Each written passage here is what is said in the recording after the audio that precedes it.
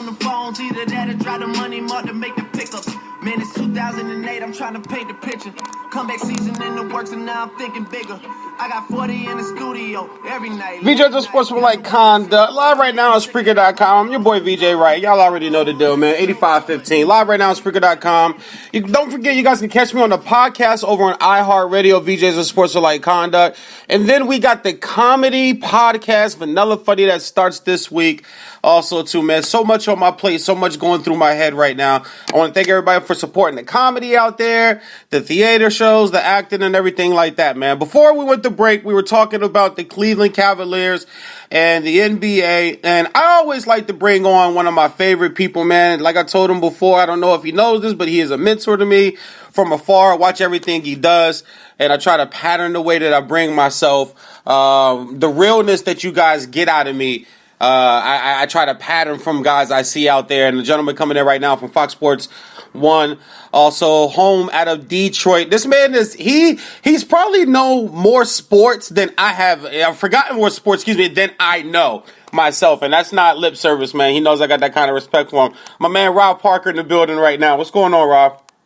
VJ, what's up, buddy? How you? I'm blessed, brother. I appreciate you taking time out of your busy schedule out here in sunny, beautiful Los Angeles, California, to join us here on Sports for Like Conduct.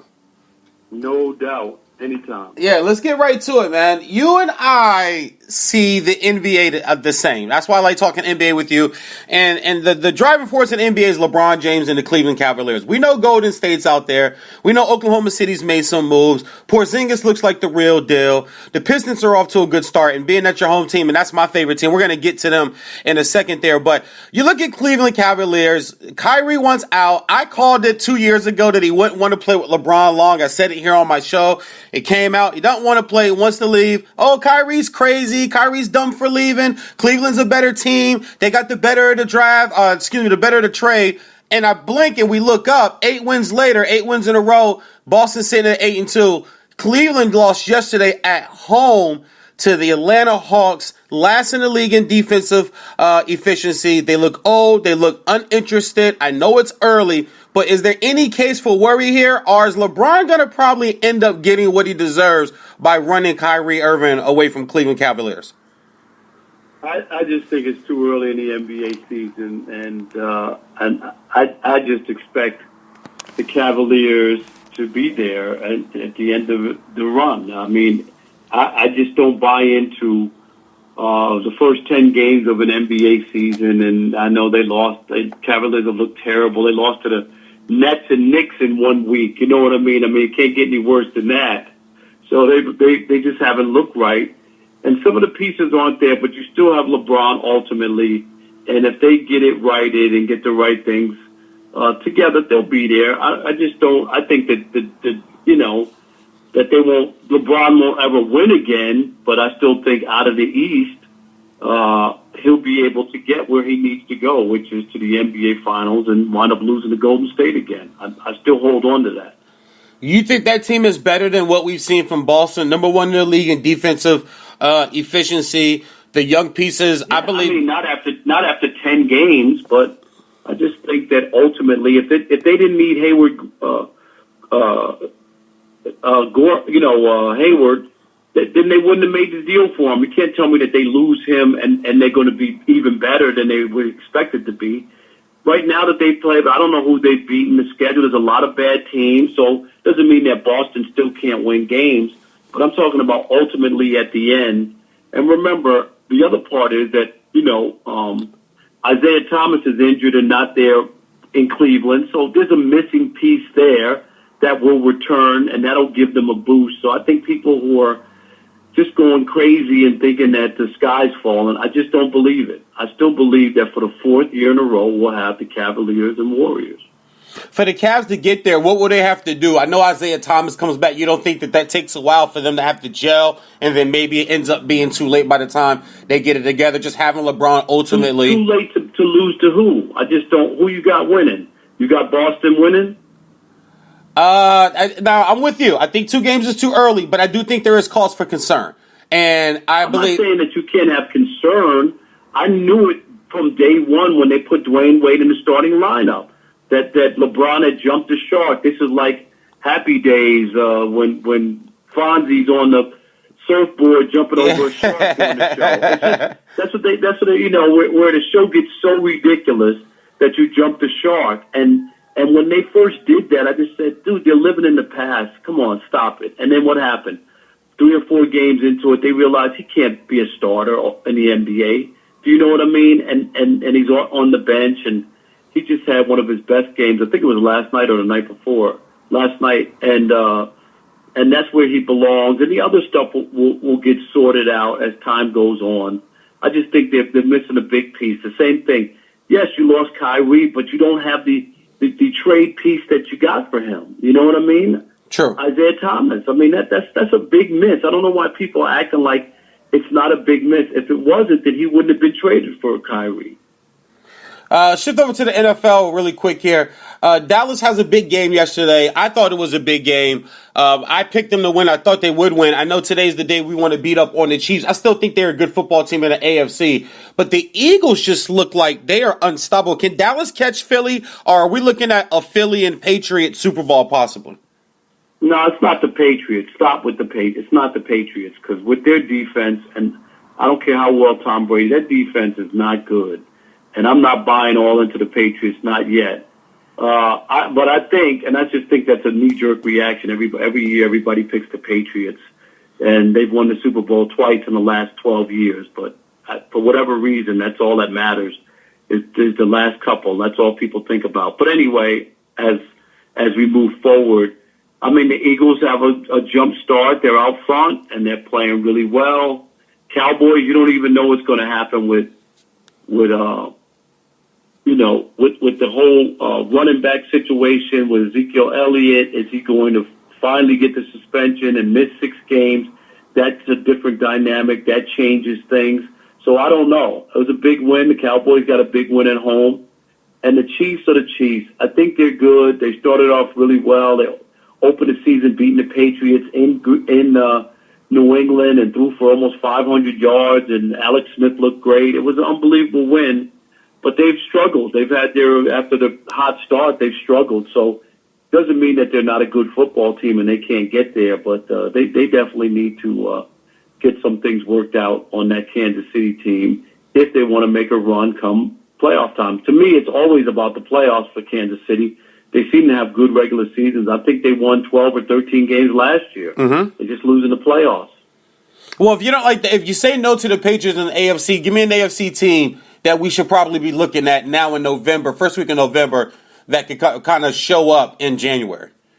I couldn't give you one. I just know that teams that usually have bad defenses like the Patriots usually don't win big. So it's based off of that unless they get that defense fixed, Tom Brady can have a great game. We saw it, and I'll give you a perfect example, was the Aaron Rodgers in the NFC Championship game against Atlanta. The defense couldn't stop Atlanta. They gave up 40-some-odd points. Aaron Rodgers, you can't beat teams when you give up 40 points and give up all those yards and whatnot. So I'm just not convinced the Patriots defense is fixed and they're playing at the level that they've played at when they have won Super Bowls.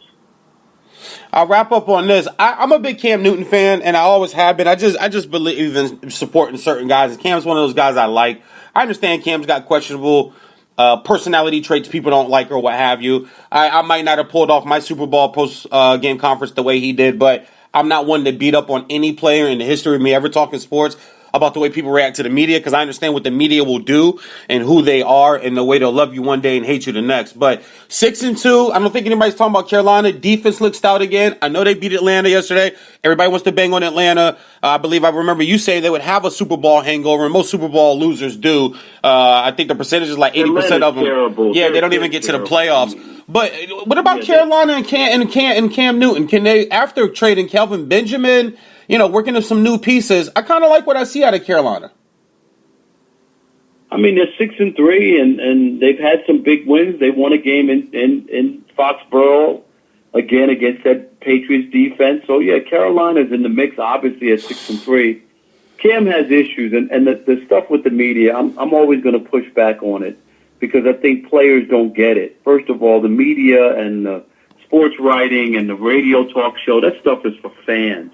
It's not really for the guys who play the game. And until they understand that, media members are just conduits to the fans. We're not there for for ourselves. We're there because we get to ask the questions that the fans would like to know and the fans are interested in. I don't get it. I don't understand what the push. It's a part of the job. That's how it's always been. It's a part of the job. And until he grows up and just embraces it and deals with it, it's a 5-minute interview. It's 10 minutes of your day. It's not the end of the world. If you don't like a question, you say you don't have a comment, or you say, I don't like that question, or can you rephrase it? It's so simple. I think he's put so much of that stuff on himself to make himself unlikable. And I don't understand why Cam Newton is doing this to make himself unlikable.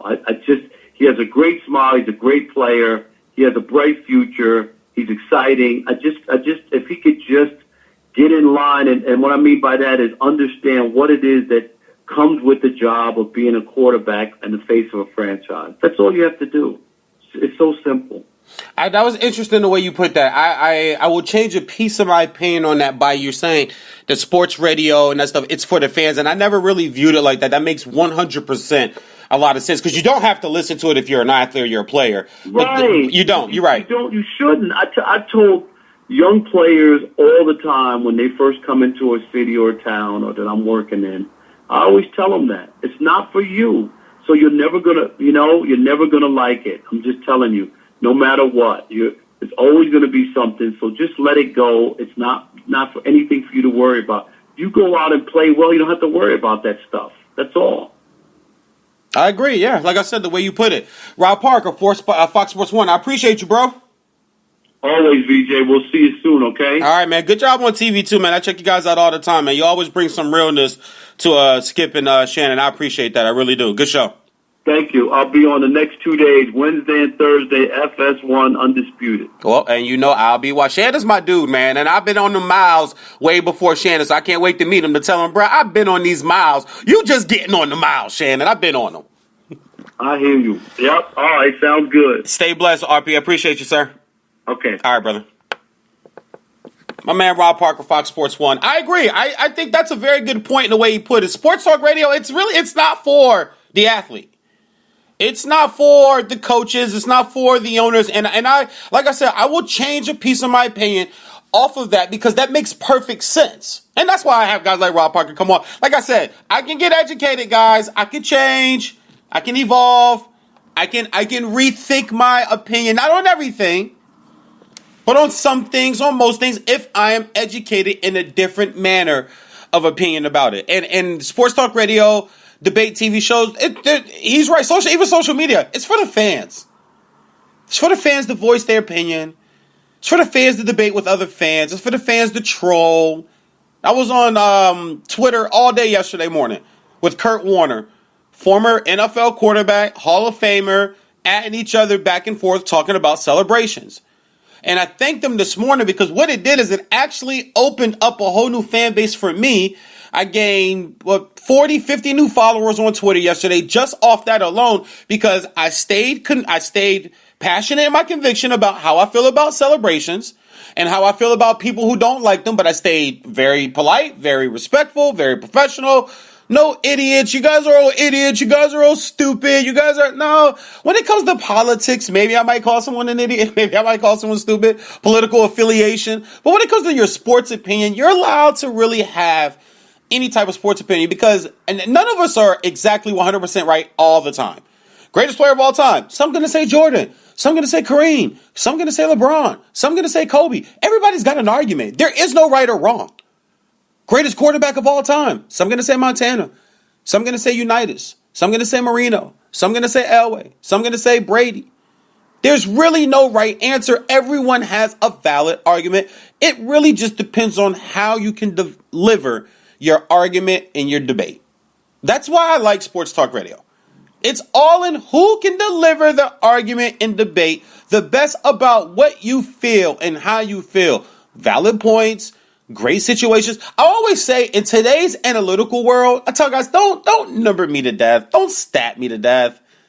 Stat babies.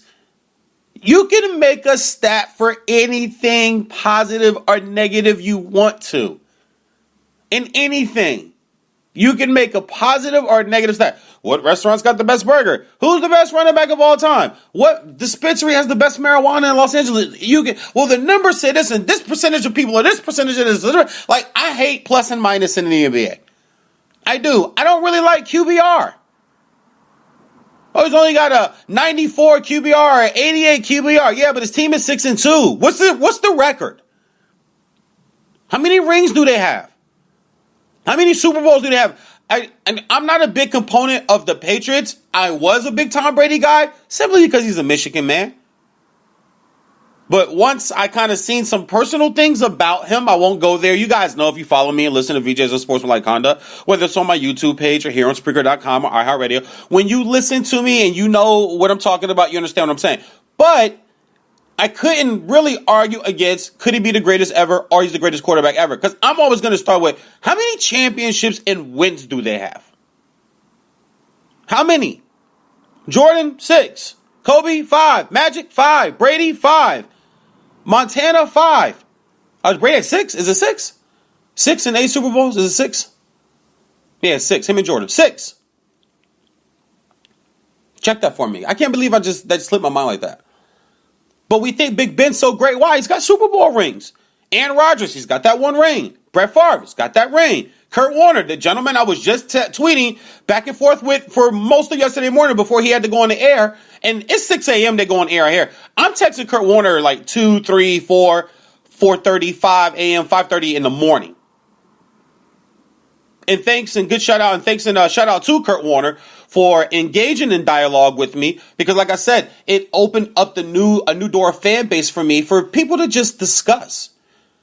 Even here on Sportsmanlike Conduct, you guys have heard me have the discussion: is Kurt Warner a first ballot Hall of Famer? I told him this morning. I tweeted him this morning. Even on my show, sir, we've had the discussions about you.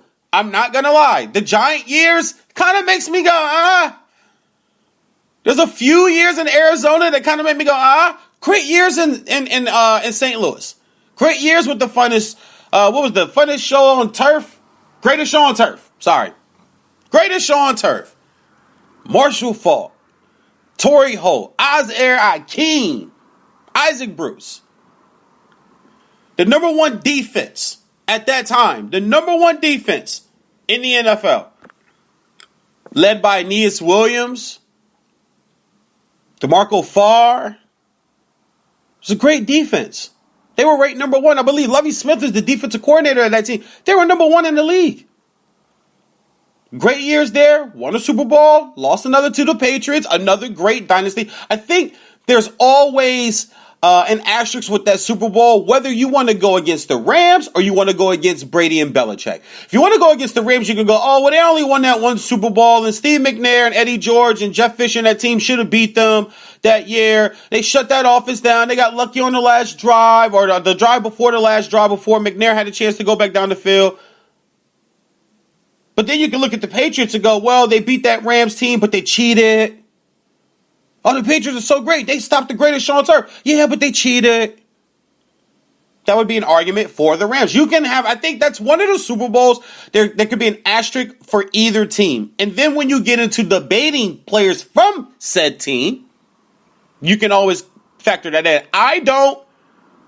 I think that was a very well-played game. Belichick is a defensive mastermind. You give a guy 2 weeks, like Belichick, to plan for a high-power offense. There's so much film to watch that year on just about everything that the Rams did. Whether it's Falk, whether it's Bruce, whether it's Azair King, whether it's Holt, Ricky Proehl. They had so much film that you can watch. And you give Belichick all that film with Willie McGinnis and Ty Law and that defensive mindset that they had back then in those days with that team, Ronnie Harrison. And you put a team like that on turf too. Everybody thought the Rams had the advantage because they're on turf. Well, the team they're playing is on turf too. You have a big, fast, aggressive defense, and they're going to be on the same turf. I thought the Patriots' defensive secondary got a little touchy, with the receivers and roughed them up a little bit. They were known to do that to the coach receivers. We've seen that in games. Marvin Harrison, Reggie Wayne, They were allowed to do a lot more grabbing, holding, hitting, kind of roughing you up a little bit because receivers don't like to be touched. Receivers like to run free. They don't like their progress impeded. Receivers don't. Running backs don't care. I'm going to juke you. I'm going to run over you. Tight ends don't care. I'm going to juke you. I'm going to run over you. Fullbacks, I'll just run over you. Quarterbacks, I'll just get rid of the ball. Receivers don't like being touched. They don't like their progress and their route running to be impeded in any way. And if you do that to a receiving core that's not used to it, it could take 2 to 3 quarters for them to get used to it and try to adjust and be able to be effective on the offensive end. And we saw that Super Bowl with the Rams and the Patriots. We saw that happen. It seemed like the Rams didn't wake up until the third quarter, middle of the third quarter. Maybe that's when they were able to start to get off some of the roughing up that the Patriots defensive backs were doing. The sports radio, it really is for the fans. It's for the people that know you. It's for the people that support you. What's funny is it's for the people who don't even like you.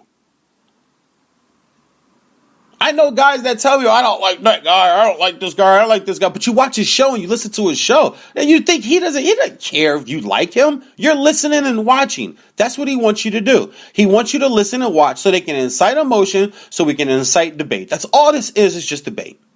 That's why I love it. It's debate. I know I joke around with the 85-15, and well, I kind of do get 85% of the stuff I say, right? I mean, if you guys follow me, you know I'm telling the truth. The 85-15 fits, but it's still kind of a side joke. I'm not that arrogant. It still have a little bit of a joking tense to it, because we all can make a stat for anything we wanted to make a stat for. To fit anything that we wanted to fit. We all can come up with a scenario where this player didn't do this, or this player didn't do that, or look at this number here, or look at this. We always can do that. And then what happens is someone who does that, it makes them think they're right. No, you just find a very creative way to come up with some type of number, some type of system to fit your argument, and that's fine. But it doesn't mean that it's right. Doesn't mean that it's correct. But you can get people to think it's right and think it's correct by the way you debate it. I've seen it. I've seen it plenty of times. But yeah, this stuff's for the fans, man. So that was a great point by Rob Parker there. And like I said, I never thought of it like that before. I never looked at it as, this really is for the fans. And players, you probably shouldn't listen. If you got thin skin, don't listen to it. You have thin skin, don't listen to it. You're LeBron James, don't listen to it, buddy. Don't listen to it. I don't care what Skip Bayless says. Remember that whole thing? Remember the whole I don't care what Skip says, and then we found out you follow him? And you let it get to you. If you have thin skin, don't pay attention to it. The one thing I used to love about Kobe Bryant, Kobe used to say it all the time, I don't pay any attention to it. Hey, did you see? Well, I don't know what they said. I remember when they ranked him 40th best player in the league that one year. He asked the report, he goes, I don't know what they said. What ranking he's on? What they said? And then when he was told, he's like, oh, well, you have to understand that place, meaning ESPN, and they're a bunch of idiots. They're, a bunch. And, should they have called them idiots? Probably not. But I get it. There's never been a day in his career he's the 40th best player in the league. Not one day since the day he got drafted. Not one day has he ever been the 40th or worst ranked player in the NBA. Yeah, there's some players he's hurt. Yeah, and even as a rookie, he was young, but he wasn't the 40th best player in the league, or worse. We saw the flashes. He just got held back by Dale Harris. Kobe could have started. I know people go, well, he didn't even start. Well, how'd that work out for Eddie Jones, who was starting over him? How'd that work out for Dale Harris, who was the coach there at the time? And then ended up getting shown the door. Nah, we don't want you, but we need Kobe. And then once Kobe started, we saw what it was. Shaq was already established, so people say, well, his rookie year or second year, he was starting, he only averaged such. Yeah, because, he had to defer to Shaq. His first 6-7 years in the league. And Shaq was Shaq. I don't have no beef with Shaq. That's Shaq, man. I'm the big vanilla Shaq. So I ain't got no beef with Shaq. But back to the point, some of the questions just to touch back on before we had to break that. I was talking to Rob Parker, and once again, I want to thank Rob Parker and Fox Sports 1 for joining. You guys catch him on Undisputed. He said tomorrow and Wednesday he will be on. I'll definitely be watching. I'll be checking it out, as usual. I like Undisputed. I do. I like Shannon Sharp. I like the realness he brings to the show. But I can't critique it and pick it apart. I think there's days where he just has to say things to go against Skip so they can just make debate and make television. But you keep bouncing around. I mean, the Giants were going to destroy the Cowboys, and the Giants are going to win that division. They're sitting at 1-8, and now it's all this Philly love and all these other NFC teams. It's like he has to go against the Cowboys because it's Skip. I get that part of it, but I'm not the biggest fan for manufactured debate on TV. I like it to be a little more pure, a little more consistent. I can tell when it's manufactured. It's like when you debate anything, like with the NBA nowadays. There's manufactured debates. I don't like manufactured. Let's just debate on what's going on and what's happening. But I'll start back with my first question to him about the Cavs. Like I said, I understand it's early, but I just see there's cause for concern. Defensively, you just don't get better during the year. That's not how it happens. You're either a good defensive team, an average defensive team, a great defensive team, or a bad defensive team. That's just who you are. It's the same in football. It's the same in baseball. You either have a good bullpen and you pitch well or you don't. It's not wild. At the beginning of the year, the bullpen sucked, but August and September, they just been on the road. No, they haven't. You don't hear that story. You got good goaltending and good defense in hockey. That's normally just who you are. Goals, home runs, touchdowns, buckets, those win games. Those put points on the board. Defense in every single sport, along with pitching in baseball, wins championships. I thought last year in the finals, the excuse was, they got Durant. Yeah, but at the same time, the Cavs defense was still bad. It was bad all year. It was 24th in efficiency all year long. So even if they still added Durant, your defense was still bad. It's not like they had a 3, a 2, a 4, a 5, a 7 ranked defense, 24th, and now dead last. I just don't think that translates well as the season goes on, and then you're going to add Isaiah, but you already have offensive firepower. When Isaiah comes back, it's going to take from somebody. I don't think it improves. I just think it replaces. There's a difference. I'm not sure it improves because at the end of the day, you still have LeBron, right? You still have the greatest player on the planet by many accounts. I don't think he's going to defer to Isaiah, which is ironic because yesterday, at the end of the game, after he's driven to the rack, time after time after time again, he does what he classically does and gets kind of this pass for it. He kicks it out to Channing Frye. Channing Frye. Why are you not just going back to the basket again? Maybe get the foul? Is he afraid to go to the free throw line? I don't know. That's a Skip Bayless thing. He loves to say, he's afraid, he's scared. Maybe it really is who he is. Maybe he's just a guy, I just don't want the last shot. I want my teammate to have it. Fine. After 15 years of debating this, 14 years of debating this with LeBron, fine. You LeBron fans and the LeBron supporters, you can have it. He's a team guy. No problem. I still want my star to take the shot. I want Kobe to take the shot. I want Durant to take the shot.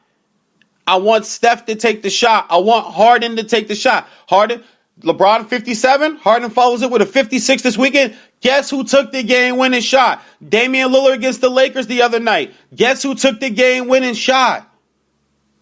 I still want my guy to take the game-winning shot. It's just like last week in Seattle, Texans, Seahawks. You have Deshaun Watson, who is tearing the Seahawks defense apart. That same defense that Kirk Cousins only mustered up 17 points against yesterday.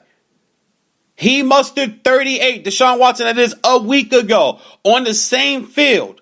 And at the end of the game, what does Bill Bradley do? What does he do? He takes the ball out of his superstar's hands and gives it to an average to good running back who doesn't pick up the first. You give Russell Wilson back the ball. And who does Pete Carroll put the ball in the hands of? He doesn't give it to Rawls, the running back. He gives it to his star quarterback. Go win me the game. Give it to Jordan. Go win me the game. Give it to Penny. Go win me the game. Give it to Ewing. Give it to Olajuwon. Give it to the star. Dump it in the Shaq. Give it to Duncan. Give it to Kawhi. Give it to the star. Well, Jordan kicked out the John Paxson in one game. Jordan kicked out the Steve Kerr in one damn game. One. That's it. We only know Paxson and Kerr because Jordan decided on these two plays. I'm going to give it to you. We wouldn't even talk about Steve Kerr. Steve Kerr's got rings as an owner, as a head coach. He's got rings as a player with the Spurs. But why do we really know Steve Kerr? Because Jordan in the clutch passed him the ball and he hit a shot. He hit a shot to win a finals game that won a championship. John Paxson hit a shot to win a finals game that won a championship. Why? Because he gave the ball, they got the ball from Jordan. Kyrie Irving, he takes the shot in game 7. He didn't pass to Channing Frye. I want my guy to take the shot. Kyrie, last Wednesday or Thursday night, I believe, in Oklahoma City, down 18 points. He's driving to win the game. They're trying to extend their lead. I believe they're up by 2, and they run a spread on the floor. They run 4 corners. They run an ISO play for Kyrie. He didn't pitch it out. He didn't pitch it out to Smart. He didn't kick it out to a rookie. He didn't kick it out to Jaylen Brown. Kyrie took the shot and made the shot, and they won the game. I just want my guy to take the shot, and I just believe if you can be debated as being the best ever, you have to be able to do everything. And that's part of doing part of being a legend is taking the onus of your own and winning the game for your team. That's what part of being a legend is about. Go through history. Look at the quarterbacks. Why do we love Marino? Why do we love Elway? Yeah, it's the great touchdown passes. But who has more fourth quarter comebacks than those 2 guys along with Favre? Those 3 guys. Why do we love those guys? Because in the clutch, what did they do? They didn't go to the sideline and go, yeah, even from the 1, let's run the ball. No, I'm Dan Marino. I'm going to fake the spike at Meadowlands against the Jets, and we're going to go win this game on my right arm. No, I'm John Elway. I'm scrambling this thing, man. And I'm old, and I'm going to leap over these young Packers and get hit and do this helicopter. I'm putting the onus on myself to go win this game. I'm Joe Montana. I'm not giving it to Roger Craig. I'm going to throw the ball to Jerry Rice, John Taylor, and I'll throw it to Roger Craig. I'm not handing it to him. Give me the ball. Let me go win this for you, coach. Brett Favre, let me go win this one for you, coach. Even Boobie Miles. You guys remember Boobie Miles? And if you don't, I'll give you a football movie history lesson. Friday Night Lights. Derek Luke plays Boobie Miles from Odessa, Perryman, Texas. You know how big high school football is in the state of Texas. What does he tell him? Even with a busted up knee, on the sideline, nose is torn, knows he can't play. What is he yelling to Billy Bob Thornton, his coach? Come on, coach, let me get this one for you. Y'all want to win, put Boobie in. Come on, coach, let me get this one for you. Even with a busted up knee, he wanted to go out there and get that win for his team. That stuff of legends. Now, you know, surgery's different back than it is now. Never recovered, never became the player people thought he was going to be. Didn't get a chance to go up to the big-time universities. And you guys know the story. But the point I'm making is I want my star to have the ball. Take the onus, man. And if you don't want to, what it does is it questions what we question about LeBron sometimes. Your heart. It's easy to do it and look good when you're playing with young prime Wade and young prime Chris Bosh, and you get to kick it out to Ray Allen, a.k.a. Jesus Shuttlesworth. Another sports movie reference for you guys. He got game. Spike Lee. But I just want I want my star to take the shot. I want my hockey player. I want Sid the Kid to take the shot. I need Alex Ovechkin to take the shot. I want Patrick Kane to take the shot. You're my guy, Chris Kreider. I want Martinez from the Kings. I want my superstar. What are you passing to him for? Take the shot. You're the star. You're the one that scores more than anybody. You're built for this. Everybody's not built for that. Channing Frye misses 3. And not only that, if you're going to kick it out to somebody, how about kicking it out to Kyle Korver? He's 5 or 7 for 3. Why are you kicking out to Channing Frye? He hadn't hit one. He's cold. And it was almost just like, let's stop at the free throw line and turn and kick. He didn't even try to get to the rim. But I just watched them go to the rim time after time after time in the third and fourth quarter, flexing. I mean, see, That's where I come in with the, come on, man, all the flexing in the second quarter and the third quarter. I need that in the fourth.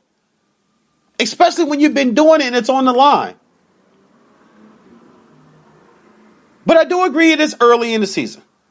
I do agree that we can be overreactionary this early in the year, but I still see cause for concern. You just do not get better at defense. It doesn't work that way. And they're a bad defensive team. And now it's, his team is old. His team. Well, bro, I felt Kyrie. I really did. And that's because I knew somebody out of New Jersey that knows his people in this camp and told me a year and a half or 2 years ago he was going to want out of town. I came on my show and said it. I put it out there. And of course, I got backlash from that's fine. But hey, I can't help who I know, and I can't help what they tell me. I can't reveal my source, but I knew a year and a half ago to 2 years ago that he almost wanted out after the first year. He had told people close to him that he didn't want to be there after the first year that LeBron came back. And I thought that was just very telling. When you look at the just the landscape of the NBA at that time, we knew it was going to be the Cavs and the Warriors again. And again, and again, and again, until something drastic happens in the NBA. Oklahoma City, I know everybody liked that matchup. I know everybody loved that move. I liked it for Melo because I just think now Melo can win some games. He doesn't have to be in the Knicks organization, bad organization. He doesn't have to deal with that crap. I felt it on that part, but when you still look at them, they're a 500 team. They're 4-4 right now. They're not walking through opponents, and their schedule hasn't been daunting the first 8-10 games of the year. I told someone on this show, I thought they were a 48, 49 win team, even with Melo and Paul George. Russ isn't the best defensive point guard. Melo's never been confused with being a lockdown wing defender. Melo's a little old. Remember, Melo's in year 15 also. He came in the year 14. He came in, same year. They came in the same year with LeBron. He came in the same year with LeBron, excuse me. Melo's in his 15th year too.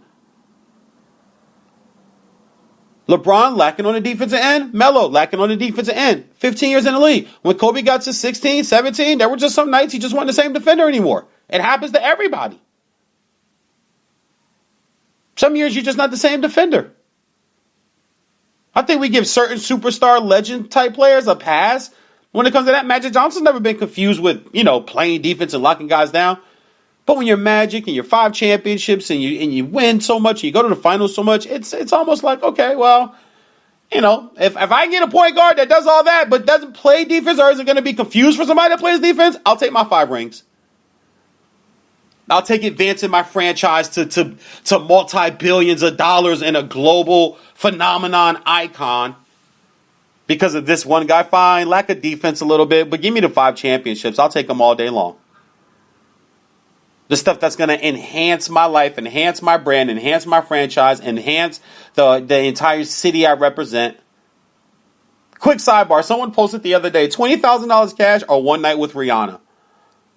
It wasn't even a thought to me. It wasn't even a thought. I didn't even think like Rihanna at all. I thought that's not going to enhance me or enhance my life or enhance my future in any shape, fashion, or form. I'll take the 20 grand. Now, if I can record it and sell it and then make it more than 20 grand, then fine, I'll take the night with Rihanna.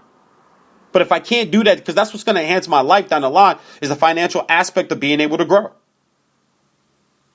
Championships enhance your financial aspect to be able to grow.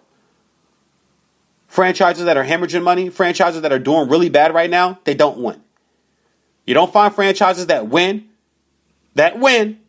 okay, and are bad with money, are hemorrhaging money, are in trouble of bankrupting, are in trouble with any type of finances, or paying players, or paying roster. No. Now, when you win, it takes care of everything. Winning takes care of everything in sports. Everything. When you lose is when you start to see cracks. Saw it in Orlando, cracks. Maybe Shaq and Penny really don't love each other so much. Saw it with the Lakers, 3 in a row, then they lose. Oh, here's the Kobe and Shaq stuff again. Lose again. Oh, Kobe gets in trouble in Colorado. Oh, mention Shaq's name in police station. Oh, time to trade. Time to break it down. We're losing. We're not winning.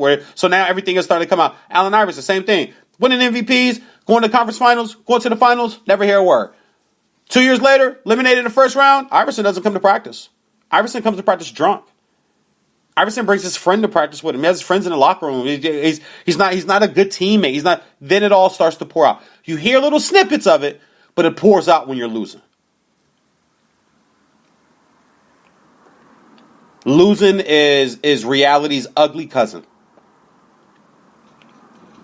Same thing in relationships. Same thing in life. Relationships not going well. Things start to come out. Things start to appear when things aren't going well. When things are going great, you forget those things. You forget the little petty arguments. You forget that he doesn't do the dishes. You forget that he doesn't take out the trash when you want him to. You forget that it's kind of a pass when he leaves his shoes or as well, and vice versa with females. Their makeup on the bathroom counter, bobby pins, whatever is your thing. When everything is cool, it's like, don't worry, baby, I'll move it. Don't worry. Oh, honey, I forgot I left my makeup out. Don't worry, sweetheart.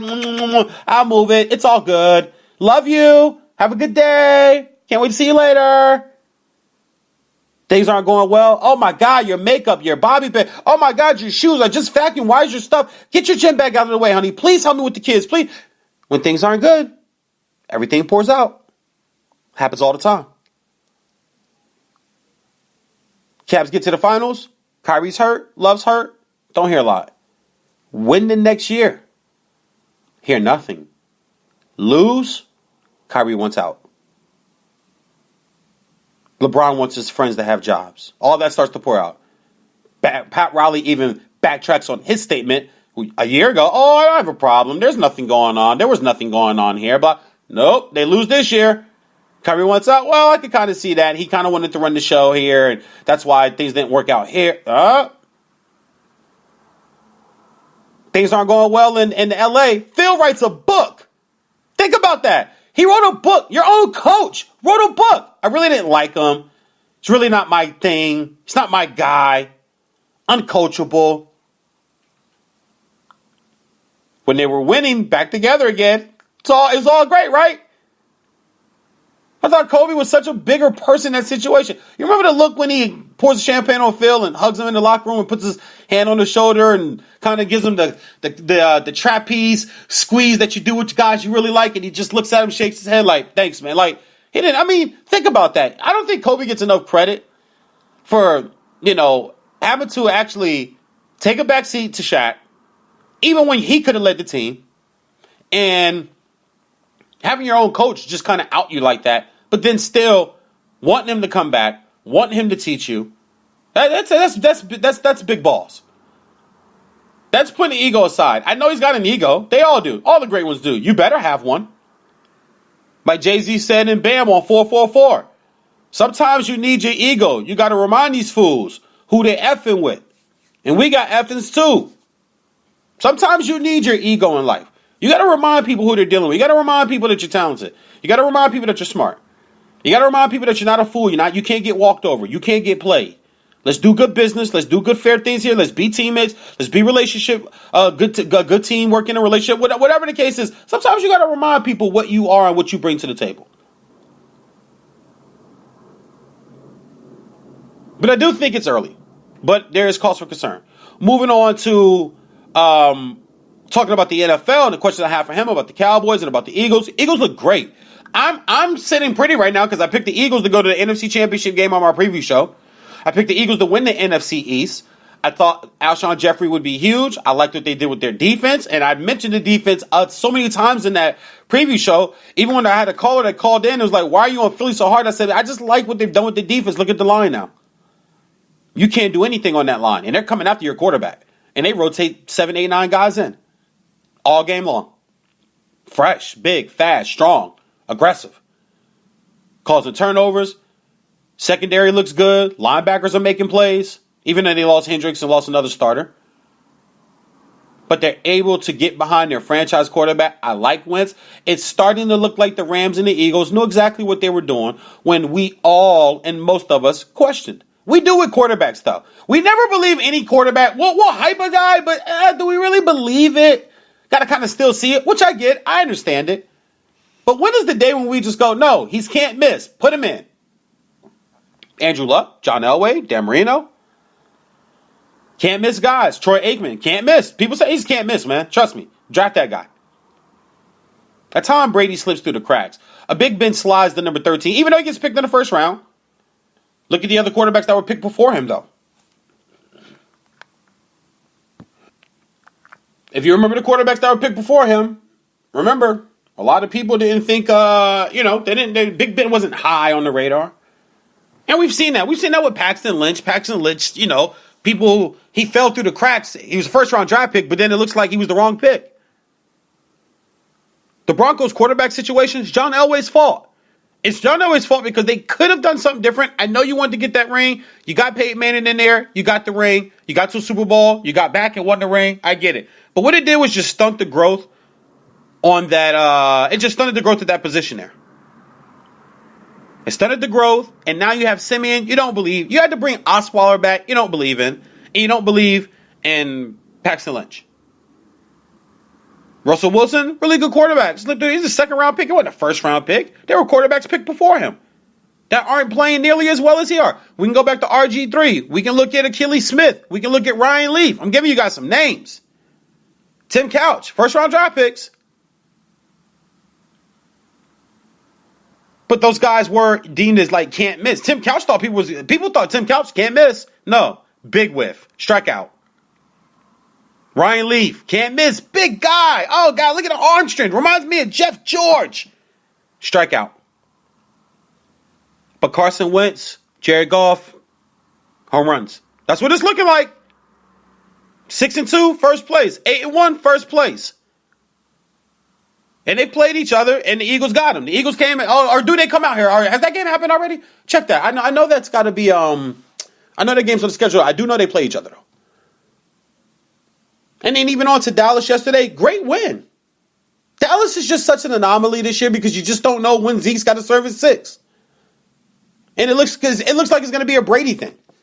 It might go all year long. And I think Jerry Jones is pulling some background strings here also. He's a powerful man. Powerful man can do a lot of powerful things. And I believe that they think that they have the defense and they have the offense and the running game, the offensive line, the quarterback. Dak Prescott, wow. Bravo, sir. Bravo. People want to keep down Dak. All he does, I know people want to put it on Zeke. Dak, did you watch the game yesterday? Dak's making plays.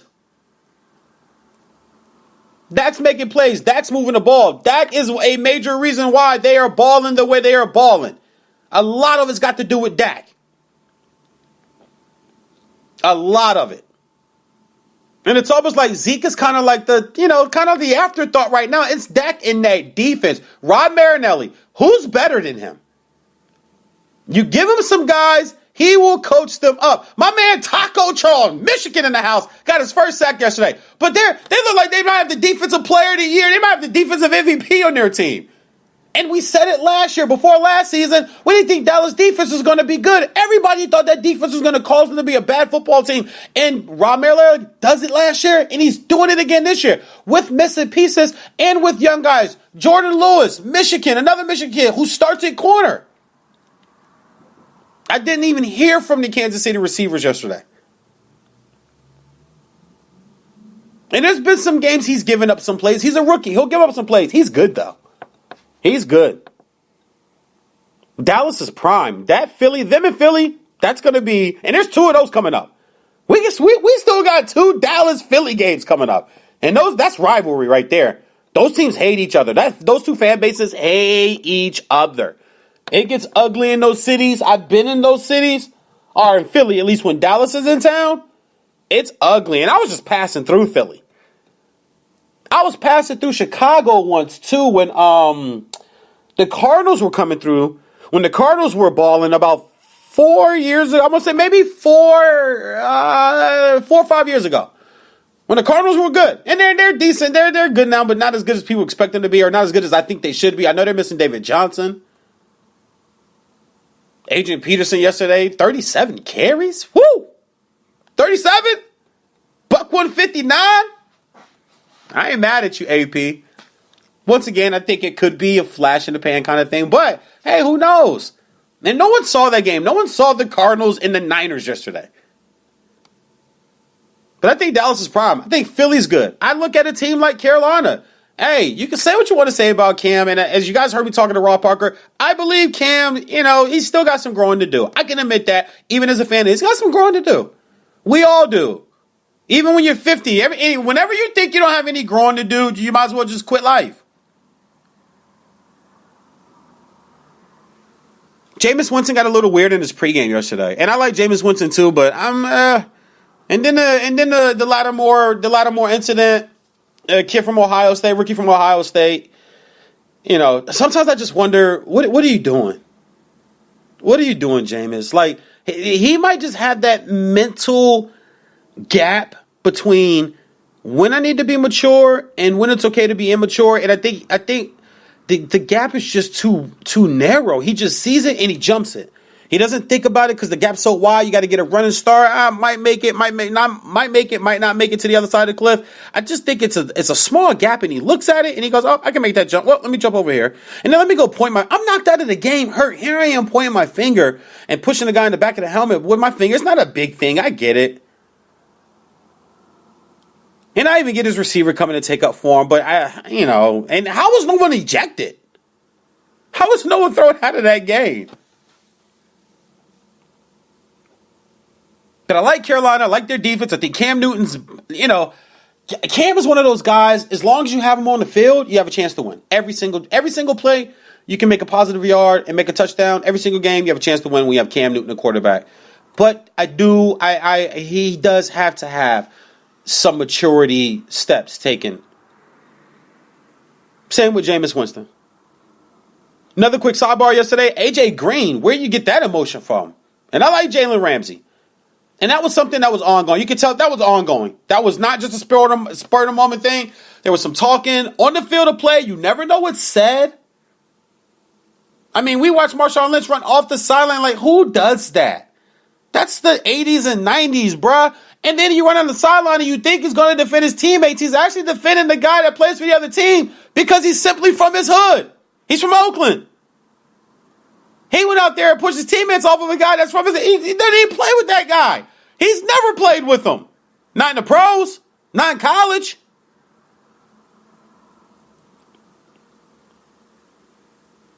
The mindset sometimes, man. Sometimes things just blow up. But the AJ Green thing, I just think that was ongoing during the game. You could see it. A lot of chippiness. I like seeing chippiness in sports. I really do, because you can see it coming. The Draymond Green and Bradley Beal dust up, I won't call it a fight. That's not a fight, okay? That's like the high school fights people used to think were fights. That's not a fight. It's a dust up. But I'm watching the game, and I'm telling right now, I see it coming. Something's going on here. Watch Draymond. A lot of extra push-offs, a lot of little elbows here, a lot of talking, a lot of chirping. Wizards responding back. The Wizards are a tough team. DC is a tough city. You got to be tough to play in Washington and be successful. I'm from Northern Virginia. DC, they talk a lot of trash. They love their fans. They love their sports. They love their music. They love their go-go. They love their mambo sauce. They love their wings and fried rice. They love their blue crab and crab cakes, the steamed spiced shrimp from the wharf. DC is a very prideful place. They love their Nationals. They love their DC United. They love the Redskins. And they love their Wizards, a.k.a. the former Bullets. It's a very prideful town when it comes to sports. Their museums, the Smithsonian, their monuments. Northern VA, the DMV, Maryland, Southern Maryland, DC, Virginia. It's a lot of pride there because of what the nation's capital stands for. And that in itself is the nation's capital. It's the capital of this country. It's the nation's cap. The Capitals, even the Capitals, the hockey team, they love their sports. So their teams are built really tough. They really are. Their national team is tough. Bryce Harper, we've seen Bryce Harper getting in fights, getting dust ups. You gotta throw them bows out there in DC. They call them the bows. You gotta throw them bows in DC, man. They call it roughing it off. Y'all know about go-go. Y'all know about junkyard and backyard and rare essence and Northeast Groovers. I'm talking to my DMV people right now. It's a tough place. It's a tough area. There's a lot of pride that comes out of there. But you can see that. You can see that little dust up coming. Sometimes you can see these things coming. The AJ Green, Jalen Ramsey thing yesterday, I saw it coming. And once it broke down, AJ's throwing punches with his helmet. He's got his helmet on. What are you doing? You're going to break your hand. You're going to be like Joel Berry III from North Carolina. Can't play because you're punching something hard. Pittsburgh off yesterday, Patriots off yesterday, so we don't get a chance to really talk about Brady, Roethlisberger, AB, Gronk. But we know those teams are going to be good. Right now, they're 1-2 in the standings as far as the playoffs started today. Both sitting at 6-2. My Finns took a hit last night. We needed that game. But at 4-4, with the upcoming schedule coming up, 4 of the next 6 at home, even if we go 4-2, I like even sitting there at that point right there at 8-6 with a possibility to finish up 10-6 and get into the playoffs. We'll see. The Texans look like they're going to fall off. Shout out to Deshaun Watson. D. Watts. God, I love that guy. I love them at Clemson. Back-to-back years I pulled for them against Alabama. I pulled for him all through his career there at Clemson. You know, I thought he should have won the Heisman. I thought there was no way Lamar Jackson should have won the Heisman last year. Can't win the Heisman when you got 2 and 3 losses, in my opinion. But when you're undefeated, you're going into you're going into the national championship game and you just shut out and blew out Ohio State. I believe that you deserve to be the Heisman Trophy winner.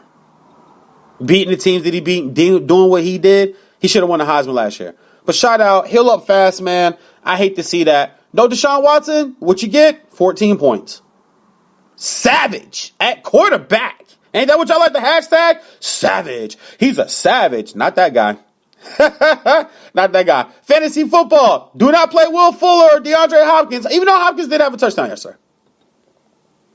Fuller had 2 back-to-back weeks for me. Why? Playing with D. Watts. No D. Watts and no J.J. Watt. And now sitting at 3-5.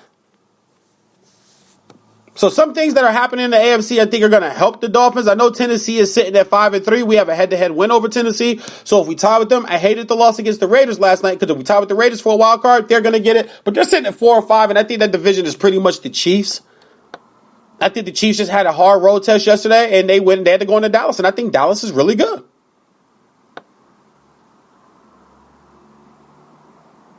I think the Dallas Cowboys are a very good football team. And the Chiefs, there's no shame in the Chiefs dropping that game yesterday. The Dolphins still have the Patriots twice coming up. They're actually playing twice in a 3-week span. Patriots, Kansas City, Patriots. That's going to either that's their season right there. That's the season right there. We still got 2 matchups against the Bills. Split with the Jets. Still got the Bills fighting. We finish up with the Bills. Look how big that could be. Bills are sitting at 5-3. We finish with Buffalo at home. Home game to probably get into the playoffs. Get a wild card. Destiny's in her own hands the way it sets up. Very weird NFL season, man. I tell you, it's been really weird. The injuries and just the teams that are good and not good. I'm not sure if I still believe the Rams. I really don't. I'm not sure if I believe the Rams just quite yet because, and I'll be honest, a little bit of bias. They're the Rams. You know, I gotta ask, this isn't Kurt Warner and the Greatest Show on Turf with Marshall Faulk and those guys. This is the Rams. I understand their division. I don't think their division is good. I think Seattle is overrated. I really do. Even though Seattle came down here and beat them, I still think Seattle's overrated. If Russell Wilson did not play with that defense, he'd be Robert Griffin III. I stand strong on that. I would not change my opinion about that. If he didn't play with that defense, he'd be RG3. If he played with the 20th ranked defense, he'd be Robert Griffin III. There's no doubt in my mind. Take a quick break. Come right back, guys. VJ's on Sports with Light Conduct. Spreaker.com.